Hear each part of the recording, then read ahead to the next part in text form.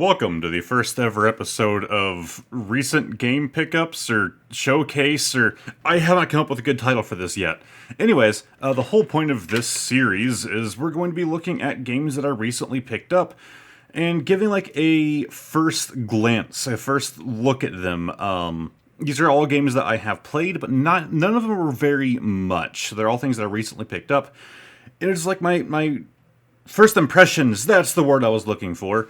And we're going to be starting off with a Game Boy Advance game. I have been working my Game Boy Advance collection lately because it's very sad. And the first one is Dynasty Warriors Advance.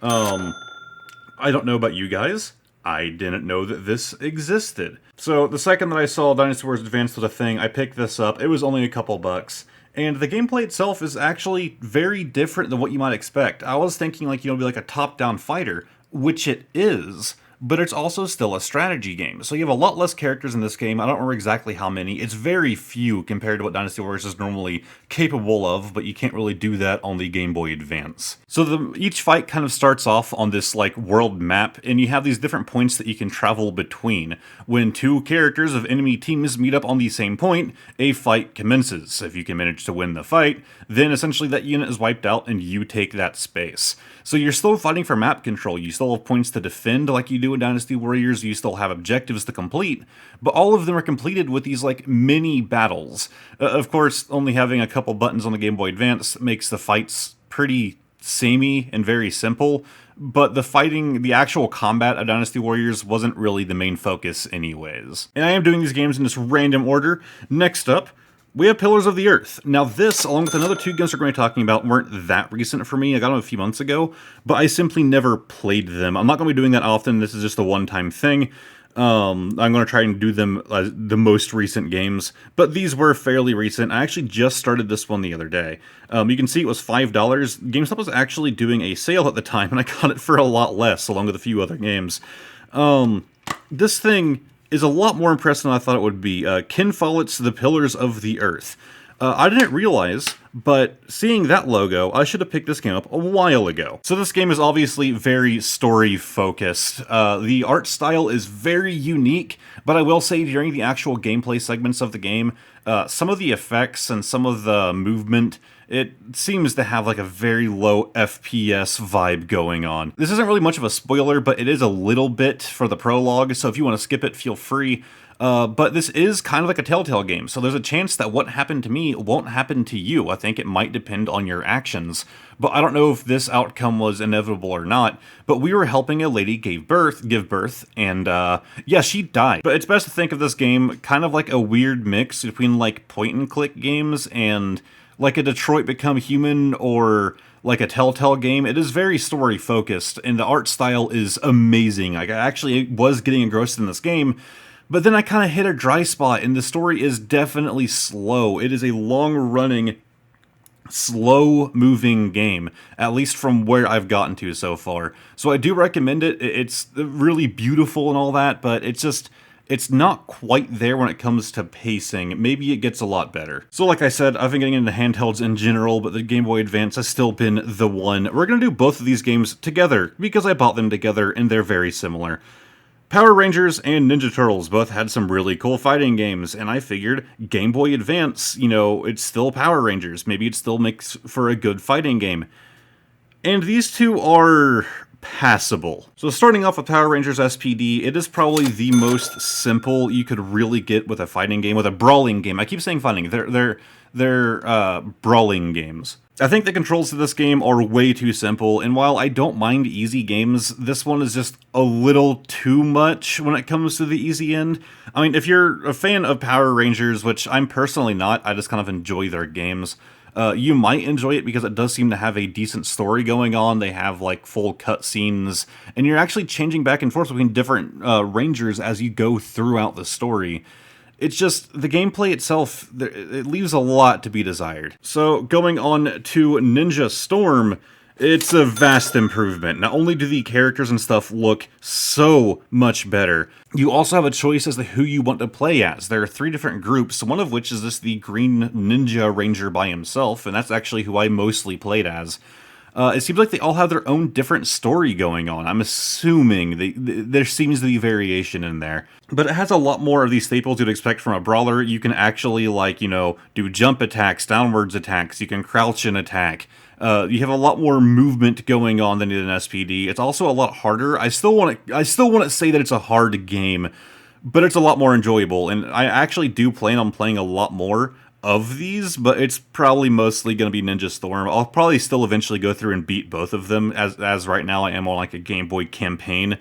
But Ninja Storm is looking like it's going to be the much more enjoyable game. And then I bought a joke. So, this is a recent pickup for me, as it is new to me for the Xbox. I did play it on PC. I haven't played the actual Xbox version yet. Again, I picked this up for like $1 thanks to that sale that they were doing.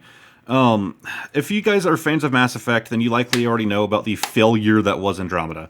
I will say, if they didn't have this right here, where it says Mass Effect, it may have been a good game if you didn't associate it with BioWare and with previous Mass Effect games. But the worlds were way too empty, the story was very spotty. Of course it released super glitched out, so whenever I played it was still glitchy as hell. And I remember I got to like this frozen planet in my playthrough, and that's where my playthrough stopped. Because I can't remember exactly what it was, but there was a glitch that just kept screwing with me and I couldn't progress in the game. Either way, I'd say I think it was $1 or $2 that I paid for it. If it's that cheap, yeah, it is definitely worth it. But they were, of course, selling it as a full-priced game, and it is nowhere near full-priced. It should not have been worth that much, at least as far as the entertainment value is concerned. This copy by itself, by the way, is kind of beat up. You can see, like, the wrinkles in the plastic here. Same with on this side, and there's, like glue marks. You also have, like, where the GameStop sticker was on it, and you still have a GameStop sticker on the back. I hate their stickers, man. But it actually comes with something on the inside. So I'll say this, this was a used game, but if that wasn't used, this gets you all the digital deluxe stuff. So if you guys own Andromeda or plan on picking it up, feel free to try that code. It might work. I don't plan on playing it on Xbox. Like I said, I have it on PC, and I can hopefully patch out some bugs in the game with that. We also have a little insert in here, the Andromeda Initiative. So for games not doing manuals anymore, at least they're doing something cool with this. And we have a thing from EA. Also, there is a reversible inside of this game as well. It looks pretty cool. You have the traditional N7 armor on there. But yeah, I mostly picked it up because if the game does somehow get better, or maybe I actually go back and enjoy it, maybe it will be fun to go through and do it on the Xbox. I don't know, but now I have a copy of it. Alright, we're on to a really weird one. You're probably wondering why I picked this up. I got it from Control Freak, my local game store. This is a Japanese Game Boy Color game. I mostly bought this because I have never seen a Japanese Game Boy Color game, and it's cool to add one to my collection just to kind of see like their packaging that they use. By the way, it's not sealed. I believe Control Freak puts these in these bags.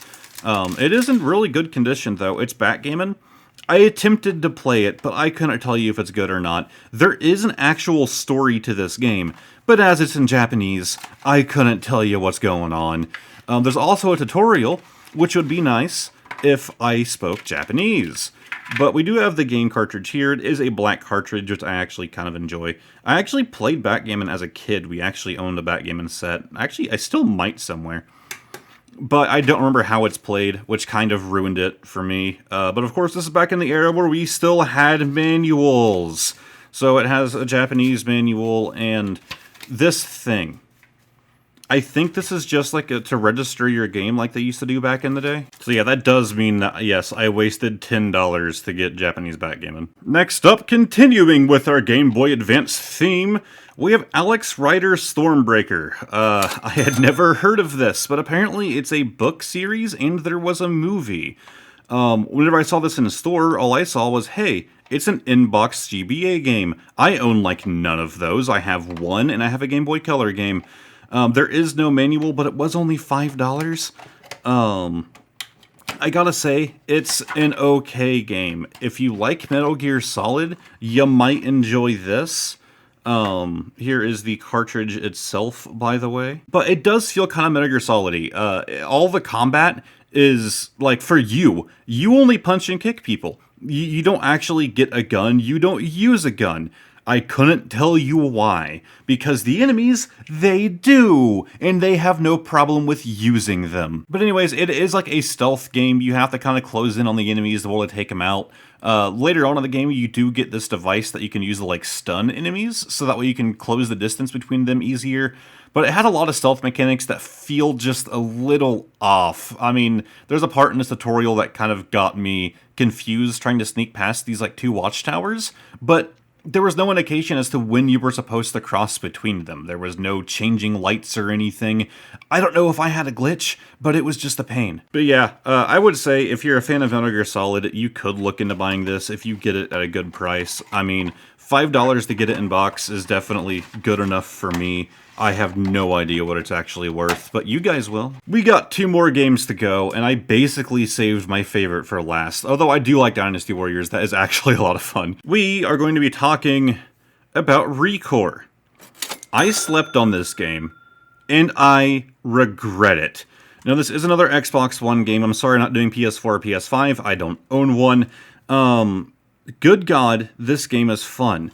So first off, no manual, what did you expect? And you can actually see up here underneath the GameStop sticker that it was an Xbox One exclusive. It is on PC now as well. So I actually just now got done playing this game. I haven't beaten it, we were just kind of playing it for a couple hours.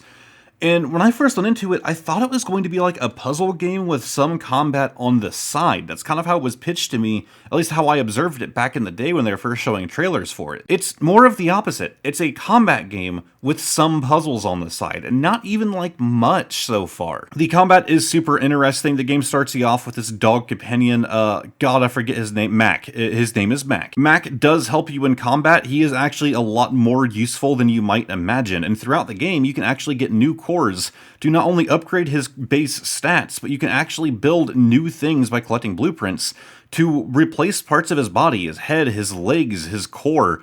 There's a lot of like customization you can do with Mac, but he's not the only one. There are 4 more bots that you can get throughout the game. Each one has their own unique abilities, their own use in combat, and they all do a good job of helping you out. So far from what I've played, so far I don't have any other bots aside from Mac, and I can't imagine trying to do these dungeons without him, because he is just super, super helpful in combat. There's also this system where you have to extract cores from enemies. You have to weaken them down to a certain low level of health, and then extract the core from them. Then that core can be used to upgrade your little bot boys. This actually does make the combat a lot more interesting, as the extracting the core is kind of like a mini game. You have to pull back on the joystick, but as it starts to turn red, you might want to let off or risk it breaking the line. However, you could keep pulling when it's in red and hope that it doesn't break just to get a little bit more distance pulled in.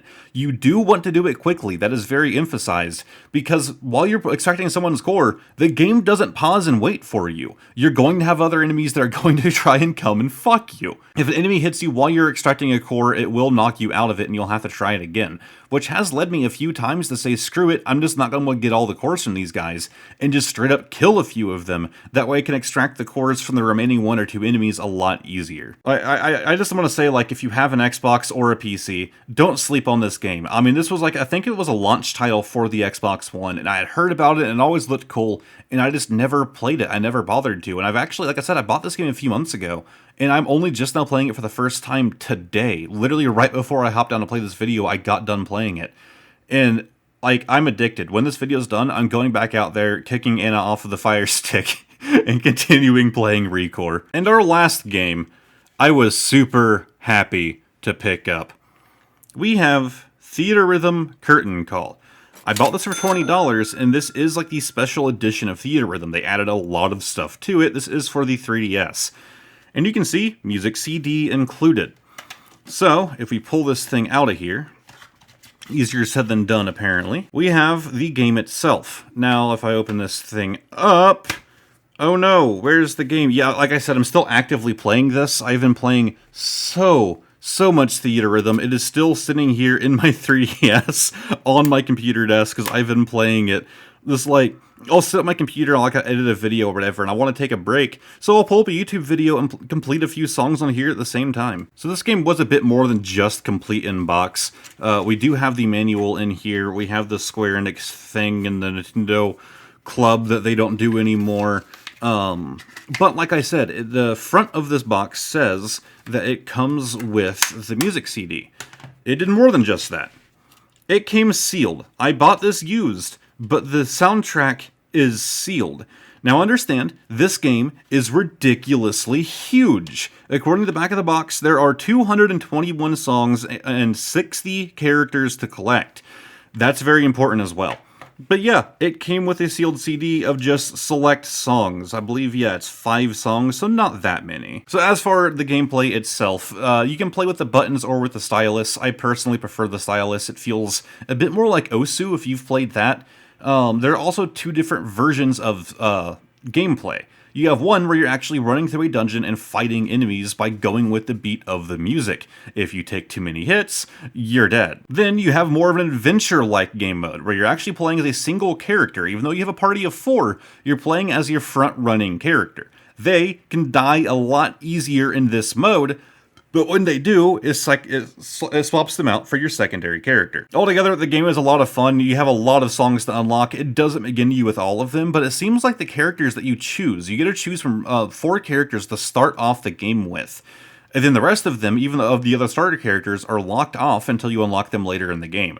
You actually have to level up your team. You can give them different equipment in order to make songs easier, or possibly harder, but with some benefits. Then, as you progress through the game, you collect Rhythmia, which is actually how you unlock new characters. You have to get a certain amount of Rhythmia, and then it'll give you an option of a certain number of characters. It changes every time, and you get to select one that you want to get until the next time around. By getting Rhythmia, you also unlock new songs, new game modes, a lot of really cool things. Rhythmia is kind of like your overall point score. You earn it for how good you do in certain songs, and the more songs you play is the more you get. But yeah, I actually do own the original Theatrhythm on the 3DS. I don't even have the case for it. It's in a beat-up black case with no cover or anything in it. So I was happy to get this. It's the better version of the game. It has so much more stuff to it.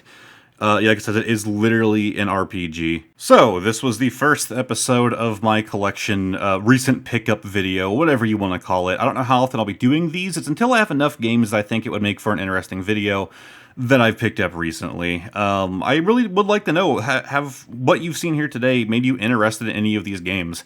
Out of all of these, if I had to pick one that I would suggest for you guys to go and play, as much as I would like to see Theatrhythm, Recore is just so much more. There's so much of that game. From what I've heard, it's not super long. If you're just trying to rush through the story, it takes about 16 hours. Which, to be fair, 16 isn't short, but for somebody like me, who tends to grind out, like, open world games and stuff like that, like, Recore definitely makes it more interesting with the length, but it's just every minute that you play is great. I saw on How Long to Beat, it can take like 40 hours to 100% it, so I might be doing that. But yeah, if you like this video, give it a like. Let me know what you think of this first episode. Of course, this is more like a beta test to see how I like doing this, if I can upgrade the format in any sort of way.